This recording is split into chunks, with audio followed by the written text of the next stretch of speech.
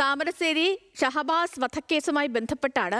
ഈ ഷഹബാസ് വധക്കേസിലെ പ്രതികളെ ഈ 5 പേരെ നേരത്തെ പരീക്ഷ എഴുതിപ്പിച്ചതുമായി ബന്ധപ്പെട്ട് വലിയ പ്രതിഷേധങ്ങളൊക്കെ നടന്നു. KSUവിൻ്റെയും MSFിൻ്റെയൊക്കെ പ്രതിഷേധം നമ്മൾ കണ്ടതാണ്. പിന്നീട് അവരെ അറസ്റ്റ് ചെയ്ത് നീക്കി. പക്ഷേ ഈ കുട്ടികളെ പരീക്ഷ എഴുതാതിരിക്കാൻ കഴിയില്ല. അതാണ് ചട്ടം, അതാണ് നിയമം. അങ്ങനെ ചെയ്തേ മതിയാവുകയുള്ളൂ. അവരുടെ സ്വാഭാവികമായ അവകാശമാണ്. പക്ഷെ അപ്പോഴും നമ്മൾ പറയേണ്ടത് ഷഹബാസിനും ഈ ഒരു അവകാശം ഉണ്ടായിരുന്നു.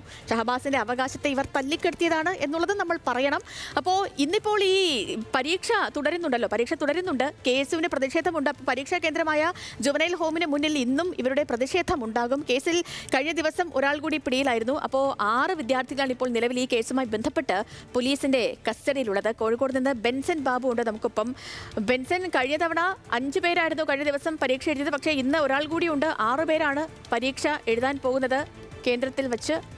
അപ്പോൾ ഇന്നും ഒരു പ്രതിഷേധ സാഹചര്യം നിലനിൽക്കുന്നുണ്ടോ? എന്താണ് അവസ്ഥ?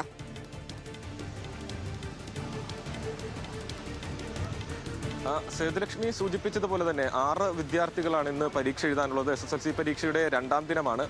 ആദ്യ ദിനമായ തിങ്കളാഴ്ച വലിയ പ്രതിഷേധമായിരുന്നു വെള്ളിമാട് കുന്നിലെ ജുവനൈൽ ഹോമിന് മുമ്പിൽ ഉണ്ടായിരുന്നു. നമ്മൾ കണ്ടതാണ്. KSU, MSF, അതോടൊപ്പം തന്നെ യൂത്ത് കോൺഗ്രസ് 3 സംഘടനകളുടെയും നേതൃത്വത്തിൽ വലിയ രീതിയിലുള്ള പ്രതിഷേധമുണ്ടായിരുന്നു. ഈ വിദ്യാർത്ഥികളെ പരീക്ഷ എഴുതാൻ അനുവദിക്കില്ല എന്ന് തന്നെയായിരുന്നു ഈ സംഘടനകളുടെ തീരുമാനം. അതിന്റെ അടിസ്ഥാനത്തിൽ വലിയ രീതിയിലുള്ള പ്രതിഷേധം, തുടർച്ചയായിട്ടുള്ള പ്രതിഷേധം രാവിലെ 6:30 മുതൽ അന്ന് 12:30 വരെ, പരീക്ഷ കഴിയുന്ന 12:30 വരെ തുടർച്ചയായി ഓരോ ഘട്ടങ്ങളിലായി ഇത്തരത്തിൽ വിദ്യാർത്ഥികളെത്തി പ്രതിഷേധിക്കുന്നത് നമ്മൾ കണ്ടതാണ്. സമാനമായിട്ടുള്ള രീതിയിൽ ഇന്നും പ്രതിഷേധമുണ്ടാകുമെന്ന് തന്നെയാണ് യുവജന വിദ്യാർത്ഥി സംഘടനകൾ അറിയിച്ചിട്ടുള്ളത്. 8 മണിയോടുകൂടി തന്നെ KSU പ്രവർത്തകർ എത്തിച്ചേരുകയും പ്രതിഷേധിക്കുമെന്ന് അറിയിച്ചിട്ടുണ്ട്. അതോടൊപ്പം തന്നെ MSFിന്റെയും യൂത്ത് കോൺഗ്രസിന്റെയും പ്രതിഷേധം ഇന്ന് പ്രതീക്ഷിക്കുന്നുണ്ട്. അതിന്റെ അടിസ്ഥാനത്തിൽ കഴിഞ്ഞ ദിവസം ഉണ്ടായ വലിയ സംഘർഷാവസ്ഥ കണക്കിലെടുത്തുകൊണ്ട് തന്നെ വലിയ രീതിയിലുള്ള പോലീസ് സന്നാഹത്തെ ഈ ജുവനൈൽ ഹോമിന് മുൻപിൽ വിന്യസിച്ചിട്ടുണ്ട്. അന്നും നമുക്കറിയാം വലിയ രീതിയിൽ പോലീസ് സന്നാഹം ഉണ്ടായിരുന്നു. ഈ പ്രതിഷേധക്കാരെ അറസ്റ്റ് ചെയ്ത് നിൽക്കുന്നതടക്കമുള്ള സാഹചര്യമായിരുന്നു ഉണ്ടായിരുന്നത്. സമാന രീതിയിൽ ഇന്നും പ്രതിഷേധക്കാരുണ്ടാകുമെന്ന് അറിയിച്ചിട്ടുണ്ട്. അതിന്റെ അടിസ്ഥാനത്തിൽ തന്നെ വലിയ രീതിയിലുള്ള പോലീസ് സന്നാഹം ഇവിടെ എത്തിച്ചേർന്നിട്ടുണ്ട്. പ്രതിഷേധക്കാരെ അറസ്റ്റ് ചെയ്ത് നീക്കാൻ തന്നെയാണ് പോലീസിന്റെ തീരുമാനം.